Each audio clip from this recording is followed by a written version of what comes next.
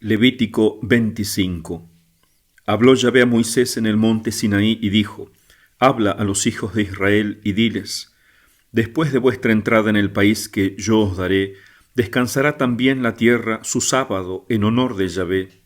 6 años sembrarás tu campo, y 6 años podarás tu viña, y recogerás sus frutos. Pero el 7.º año será para la tierra un sábado de absoluto descanso, un sábado en honor de Yahvé. No sembrarás tu campo, ni podarás tu viña, no segarás lo que de suyo naciere de tu siega anterior, ni recogerás las uvas de tu viña sin podar. Año de descanso absoluto será para la tierra. Lo que la tierra diere durante el descanso os servirá de alimento a ti, a tu siervo, a tu sierva, a tu jornalero y al extranjero que mora contigo. También a tus ganados y a los animales de tu tierra servirán de alimento todos sus frutos. Contarás 7 semanas de años, 7 veces 7 años, de modo que el tiempo de las 7 semanas de años vendrá a sumar 49 años. Entonces, en el mes séptimo, el 10 del mes, harás resonar la trompeta sonora. En el día de la expiación haréis resonar la trompeta por toda vuestra tierra. Santificaréis el año 50 y proclamaréis en el país libertad para todos sus habitantes. Será para vosotros un jubileo. Cada uno recobrará su propiedad y cada cual regresará a su familia. Un jubileo os será el año 50. No sembraréis, ni segaréis lo que de suyo naciere de ella, ni vendimiaréis la viña que ha quedado sin podar, porque es el jubileo que os será santo. Comeréis el producto espontáneo del campo. En este año jubilar volveréis cada cual a vuestra propiedad. Si vendiereis algo a vuestro conciudadano o le comprareis alguna cosa, mirad que nadie perjudique a su hermano. Conforme al número de los años transcurridos después del jubileo, lo comprarás a tu conciudadano, y conforme al número de los años de cosecha, él te lo ha de vender. Cuanto más numerosos sean los años, tanto más cobrarás, y cuanto menos años queden, tanto más lo bajarás, porque el número de cosechas es lo que él te vende. Nadie oprima a su prójimo, antes bien, teme a tu Dios, pues yo soy Yahvé vuestro Dios. Guardad mis mandamientos y observad mis preceptos y cumplidlos, así viviréis seguros en la tierra, y la tierra dará su fruto, y comeréis hasta saciaros, y habitaréis tranquilamente en ella. Y si preguntáis, ¿qué comeremos el año séptimo, puesto que no sembraremos ni recogeremos nuestros productos? Sabed que yo os mandaré mi bendición en el año sexto, de modo que la tierra producirá frutos para 3 años. Sembraréis el año octavo, y seguiréis comiendo de la cosecha añeja hasta el año noveno.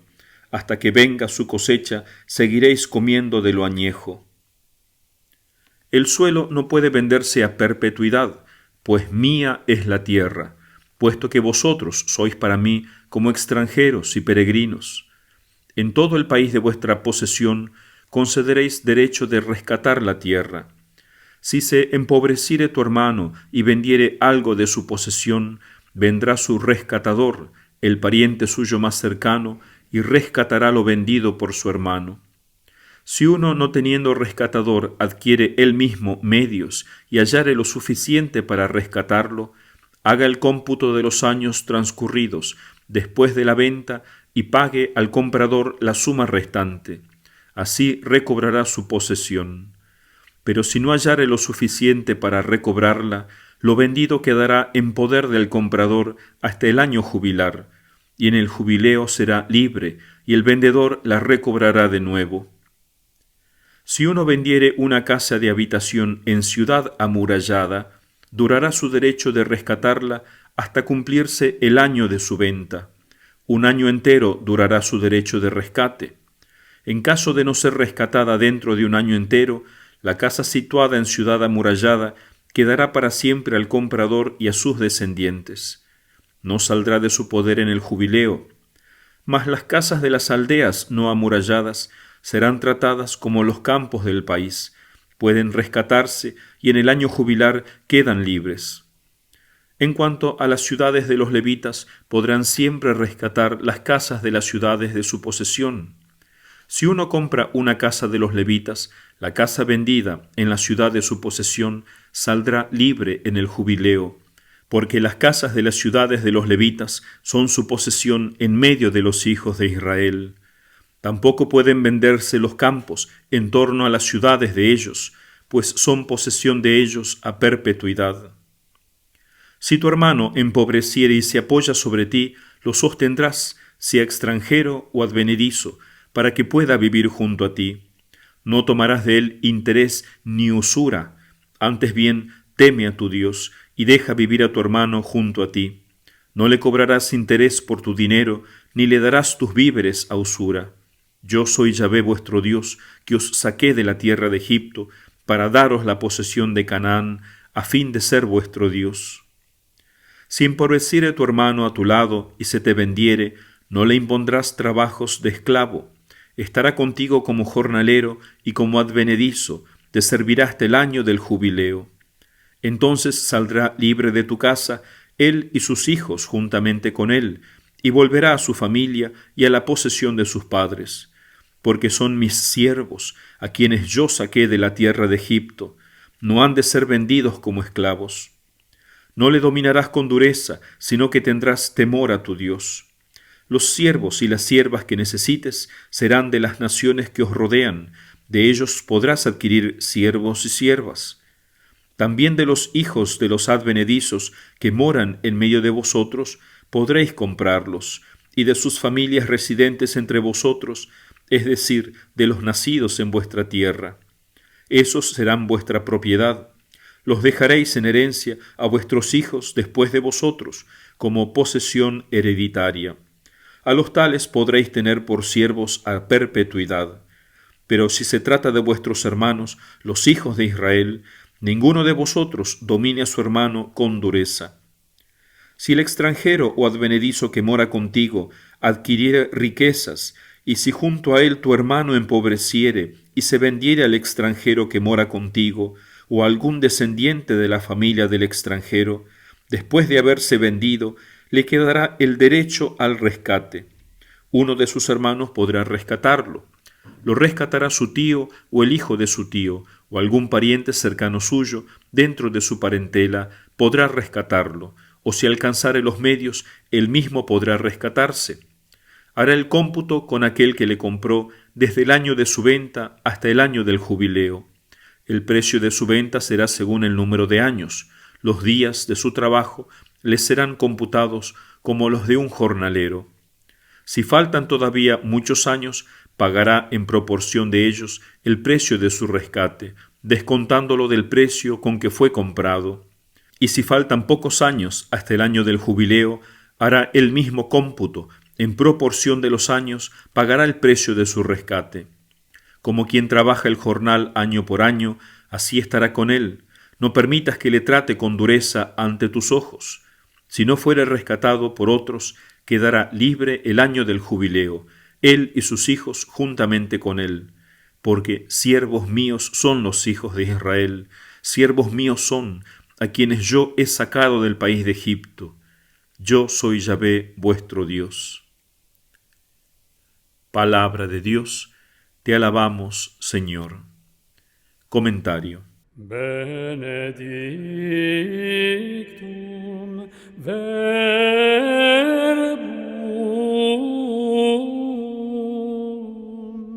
quod incarnatum est ex Maria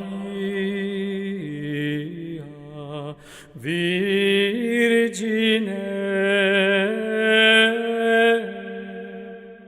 Este capítulo, lleno de sabiduría práctica, nos ofrece 4 grandes temas: el año sabático, el año jubilar, luego el rescate de las propiedades y el rescate de los esclavos. Y todo parte de esta idea, del sábado, que era tan santo que hasta la tierra tenía que celebrarlo y santificarlo. Entonces el pueblo de Dios no solamente tenía que descansar un día a la semana y dedicarlo a Dios, sino que la misma tierra descansaba cada 7 años. Los hombres, los animales, los campos podían descansar. Miren el gran amor de Dios, no solamente por el hombre, sino por la naturaleza, para que luego la naturaleza sirva mejor al hombre. Incluso cada 7 semanas de años, o sea, cada 49 años, comenzaba un año sabático, un año jubilar, de modo que la tierra descansaba 2 años seguidos. Los frutos que crecían por sí solos eran de bien común, pertenecían a todos, especialmente a los pobres y a los extranjeros. Miren también el amor delicado que tiene Dios para con los pobres. Algunos comentaristas católicos se escandalizan un poco ante estas leyes y dicen que esto traería un gran problema económico y además un problema moral porque traería la holgazanería a la población agrícola. Se asombran de este mandato divino. Incluso uno de ellos dice, esta extraña ley, hablando del año sabático. Esta ley no representaría un estímulo para mejorar las tierras con el trabajo. O sea, si las tendría que devolver a las tierras, ¿para qué la voy a trabajar? ¿Para qué me voy a matar trabajando por esta tierra si tengo que devolverla? Como lamentablemente hacen muchas familias que alquilan. En vez de cuidar la casa donde alquilan, la explotan. Y especialmente cuando se van, se llevan todo lo que pueden. Pero eso no es problema de la ley, sino que es problema de la mentalidad de esa gente o de su avaricia. Entonces no está mal la ley divina dada. Claro que es difícil de cumplirla. Ha sido un desafío para el pueblo de Dios. Pero como dice San Agustín, Dios querría recordarle al pueblo que Él había creado el mundo y todavía tenía dominio sobre él. Por eso pedía los frutos de cada 7 años como tributo a Él, que Él se lo daba a los pobres. Y además enseñándole a descansar a las criaturas, obviamente no iban a quedar sin hacer nada, siempre hay cosas para hacer. Se vuelve holgazán el que quiere.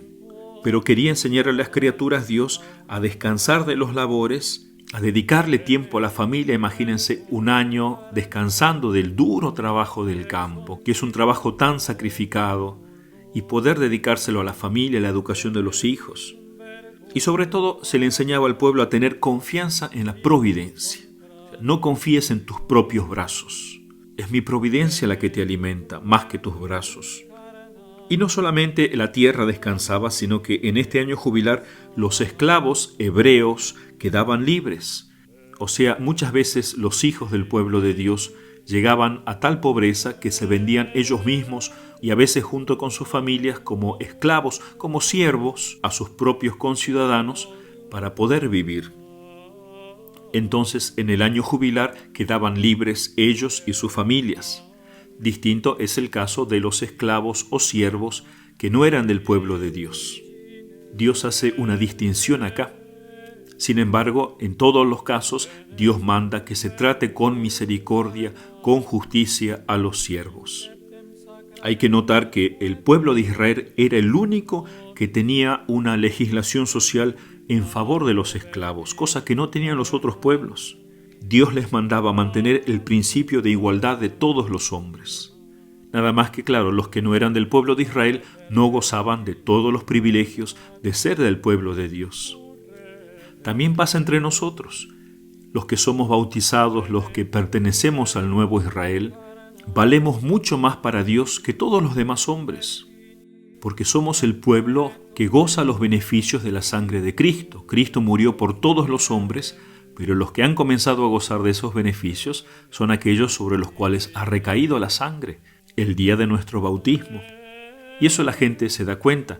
Yo he trabajado con gente en barrios muy pobres y sin embargo hay en ellos una alegría, especialmente cuando van a misa, cuando hacen su primera comunión, cuando se confiesan. Es la alegría de ser el pueblo de Dios.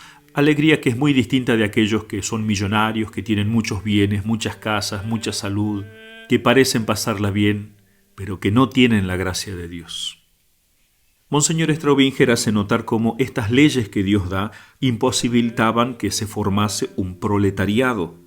Los obreros, la gente pobre, que solamente tiene sus hijos como descendencia, su prole, de ahí el nombre proletariado, pero que tienen que trabajar para otros, que no poseen ni siquiera tierras, y distinta de aquellos que van acaparando tierras más y más, Entonces, con estas leyes, Dios le recuerda a los hombres una gran verdad. Mía es la tierra. El suelo no puede venderse a perpetuidad. Esta ley se aplicaba perfectamente en el Antiguo Testamento para el pueblo de Dios, pero no quiere decir que sea una ley que también valga para todo el mundo. Es una ley que le asegura a cada familia la herencia de sus padres, que el gobierno no pueda venir y vender mi herencia a extranjeros o a otros que van acumulando tierras y tierras. Hay países que ya no les pertenece a la gente de ese país, sino que han sido vendidas a potencias extranjeras. Entonces esta ley dice no, todo tiene que volver a su dueño, a aquellos que habitan la tierra. Claro que hoy en día, ¿quién escucha estas leyes? Sin embargo, lo que Dios dice es santo y es justo, y el que no escucha su voz es el verdadero enemigo de la sociedad. Lo vemos, dice Monseñor Straubinger, en las funestas consecuencias de los precios fantásticos que le ponen a los terrenos suburbanos, que hay familias pobres que no pueden ni siquiera comprarse una casita humilde, sencilla, en su propia ciudad, en su propio pueblo. Precios desorbitantes. De ahí que el pueblo desespera y no vea otra opción que la que ofrece este falso evangelio, que es el comunismo materialista, brutal, dice Monseñor Straubinger, que este comunismo es una respuesta a este capitalismo materialista también. Aquellos que acaparan, lo que hacen es resentir al pueblo, al proletariado, que se alza también lleno de odio y resentimiento, creando una guerra entre el capitalismo y el comunismo, que es lo que vivimos actualmente. Entonces dice Monseñor Straubinger, óiganlo los legisladores, los que hacen las leyes sociales, que tienen la responsabilidad enorme de proteger a los pobres. Dios es el protector de los pobres y el vengador. Se habla entonces aquí de un jubileo, de un año jubilar cada 49 o 50 años. Este jubileo que Dios manda es un signo de lo que va a suceder al final de los tiempos. De hecho, el profeta Isaías anuncia que cuando venga el Mesías va a comenzar un año de remisión, un año jubilar, en Isaías 61, los versículos 1 al 3. Lo que se cumplió en Jesucristo, cuando Cristo vino, fue a leer en la sinagoga, leyó este pasaje de Isaías y dijo, hoy ha comenzado este año jubilar, este tiempo de gracia. Y por eso, desde Cristo hasta el final de los tiempos, es un gran año jubilar, un tiempo de muchas gracias en que Dios ejerce su misericordia de un modo desbordante para rescatarnos, para salvarnos del pecado. Y este año jubilar hasta que venga Cristo es un tipo, una imagen de lo que va a ser al final de los tiempos, como dice Hechos 3:21, cuando Cristo venga a restaurar todas las cosas, cuando los hijos de Dios reciban su herencia eterna y la libertad completa. De hecho, cuentan que cuando comenzaba este año jubilar, desde el día primero en que comenzaba el nuevo año hasta el día 10, que comenzaba el Yom Kippur, los esclavos pasaban su tiempo en continuos regocijos en las casas de sus amos y el último día eran puestos en libertad. Algún día sucederá eso con todos nosotros, que buscamos amar de Dios aunque es difícil, que buscamos cumplir sus mandamientos, que nos humillamos, que confesamos nuestros pecados, que buscamos cambiar, y aún así sufrimos el peso de la esclavitud del pecado y de aquellos que trabajan para Satanás. Sin embargo, algún día Cristo vendrá a darnos esa libertad perpetua, que ya nadie nos la quitará. Por eso la Iglesia comenzó también a celebrar años jubilares. El primero fue dado por el Papa Bonifacio VIII en el año 1300, y después cada siglo, cada 100 años, se iban dando años jubilares, hasta que el Papa Clemente VI redujo el espacio a cada 50 años que se celebrara un año jubilar, a partir de 1542. Luego el Papa Gregorio XI los haría dispensar cada 33 años, y Pablo XI cada 25 años, para que más gente pudiera participar de tan gran beneficio. Yo, de hecho, y muchos de los que me escuchan, pudieron participar del gran jubileo del año 2000. Muchos de los jóvenes actuales no habían nacido para esa época. Pero yo nací unos 23 años antes de ese año 2000, así que por la gracia de Dios fue un año de tanta misericordia, fue un año de tantas bendiciones que gracias al sacrificio de mis abuelos, de mis padres, Yo pude viajar con un grupo de seminaristas, vinimos a Italia, a Roma desde Argentina, cuando el Papa abría la Puerta Santa, el gran San Juan Pablo II, e iniciaba así un año de tanta misericordia para todo el mundo. Celebrábamos 2000 años de la encarnación de Cristo. Continuamos entonces meditando el santo sacrificio de la misa. Ahora llegamos a la última parte de la misa, que es la comunión. Vamos a dedicar este y el próximo capítulo a la comunión y el último a los ritos finales de la Santa Misa. No es esencia del sacrificio, dice el padre Sáenz, que se termine en una comida, aunque sí había sacrificios que eran los pacíficos, que terminaban en una comida, pero en sí mismo no es la esencia del sacrificio. Sin embargo, este sacrificio de la nueva ley, Cristo la instituyó en una comida, como parte de un convite sagrado. Y por eso este misterio que nosotros rezamos en el credo, la comunión de los santos, o sea, la unión que hay entre toda la iglesia, de la tierra y del cielo y actualmente del purgatorio, encuentra su mejor expresión en este momento de la Santa Misa, cuando comulgamos la Santa Comunión. Este rito de la comunión comienza con el rezo del Padre Nuestro. El sacerdote invita a rezar el Padre Nuestro.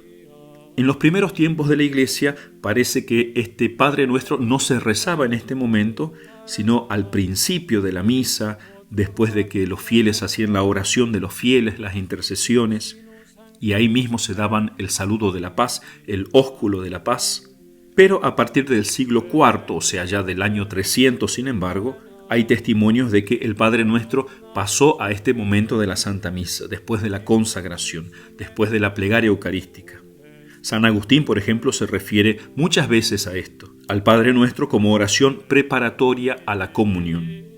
Es muy probable que se haya puesto aquí por la relación que tiene el Padre Nuestro cuando se dice «Danos hoy nuestro pan de cada día», por eso se lo une a la Santa Comunión. La Iglesia siempre mostró una predilección, un amor especial por esta oración del Padre Nuestro, que Tertuliano decía «breviarium totius evangelii», o sea, breviario de todo el Evangelio, compendio de todo el Evangelio al Padre Nuestro. Y en cierto sentido, sí, es el sumario completo de la doctrina de Cristo. Antiguamente, incluso, solo los bautizados tenían derecho a rezar el Padre Nuestro, porque solamente ellos pueden llamar a Dios Padre, ciertamente. Todas las criaturas pueden llamarle Padre en un sentido amplio, pero propiamente somos hijos de Dios los que somos bautizados. Él nos ha adoptado, incluso ha puesto en nuestros corazones la gracia de Cristo, que es como decir que un padre le haya dado su sangre a su hijo. Es Padre Nuestro en un sentido incluso mucho más perfecto que nuestro Padre natural, porque Él mismo vive dentro de nosotros, participándonos de su vida divina, que esa participación es lo que se llama la gracia de Dios. Por eso antes de bautizarse había un solemne rito que se llamaba la entrega del Pater, o sea, del Pater Noster en latín, el Padre Nuestro. También dice el padre Sáenz que este Pater Noster, este Padre Nuestro, constituye un admirable resumen de lo que hemos rezado hasta ahora del canon, de la plegaria eucarística. Por ejemplo, cuando decimos santificado sea tu nombre, recuerda de un modo compendiado el trisagio que se hizo en el prefacio. El venga a nosotros tu reino es como una síntesis de las 2 epíclesis. El hágase tu voluntad expresa la actitud obediente de Cristo víctima en la consagración. Entonces este Padre Nuestro está en estrecha relación con la Santa Comunión. De manera particular, San Cirilo de Jerusalén, en sus catequesis mistagógicas, explicó la petición del «Danos hoy nuestro pan de cada día» en un sentido eucarístico, de pedir la Eucaristía. Eso nosotros lo aprendimos especialmente de seminaristas cuando veíamos rezar la Santa Misa a nuestro fundador. Cuando rezaba con las manos abiertas el Padre Nuestro, llegaba a esta parte, bajaba la cabeza y miraba a la Eucaristía diciendo, «Danos hoy nuestro pan de cada día». El sacerdote, cuando invita al pueblo a rezar el Pater Noster, dice estas palabras introductorias, «Audemus dicere», nos atrevemos a decir, Padre Nuestro, etc. Porque hay una distancia tan grande entre Dios y nosotros, pero bueno, por los méritos de Cristo, nos animamos siguiendo los preceptos del Salvador, o sea, Él nos mandó rezar el Padre Nuestro, Él nos quiere hijos de su Padre, por eso nos animamos, porque Él también ha muerto por nosotros y nos ha hecho hijos del Padre en Él. Hemos alcanzado la santa libertad de los hijos de Dios gracias a Cristo, por eso nos atrevemos a decir, Padre Nuestro. No hay tiempo para explicar las 7 peticiones del Padre Nuestro, simplemente las 3 primeras se refieren a Dios. Santificado sea tu nombre, venga tu reino, hágase tu voluntad. Venga tu reino, o sea, ya ha venido el reino de Dios a nosotros.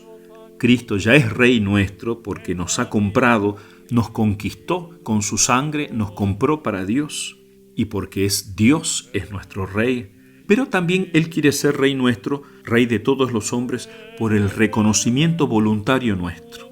Y en eso estamos. Hay muchos que lo han reconocido y muchos que no.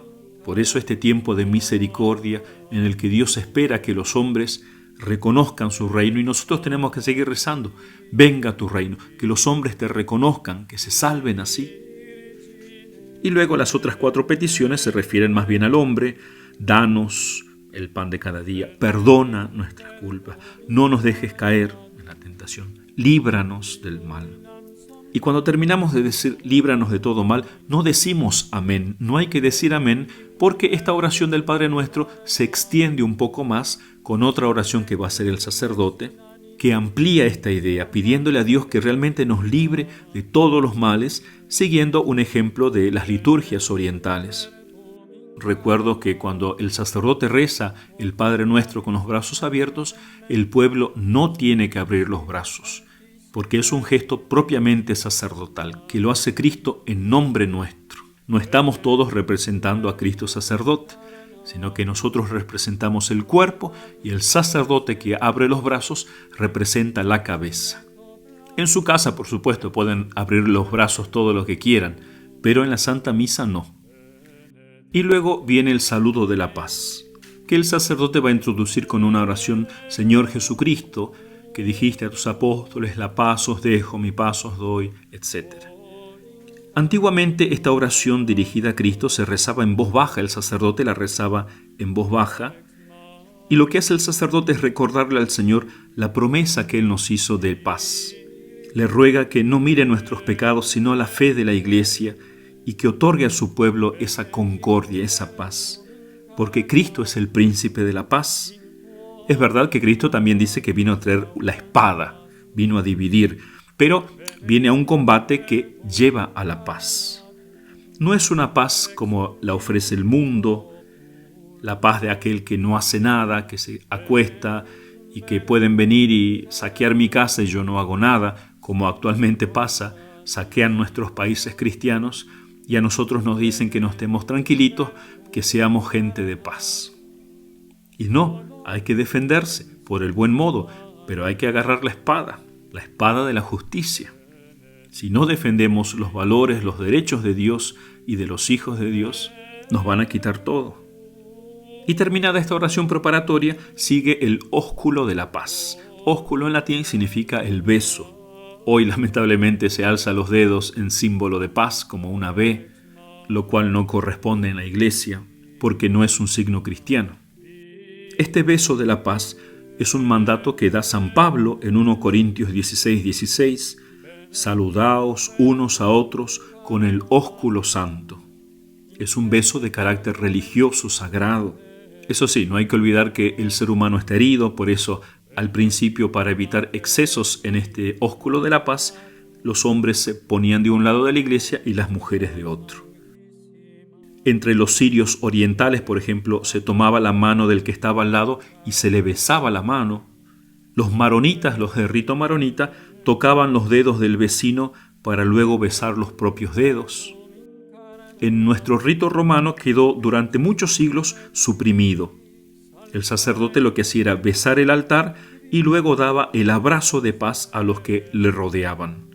Pero los fieles no se saludaban entre sí. Y era una idea hermosa porque, siendo el altar el símbolo de Cristo, el sacerdote al besarlo, en cierto modo, extraía del altar la paz y luego se la comunicaba a los demás. hoy el rito del ósculo santo entre todos los fieles se ha restaurado. Eso sí, mientras se da el beso o el abrazo o la mano, lo que una persona tiene que decir es: la paz sea contigo, y el otro responde: y con tu espíritu. Pidamos entonces esa paz verdadera, esa paz interna y externa, para que nos veamos libres de pecado y así podamos recibir con más provecho el pan del cielo. Benedictum verbum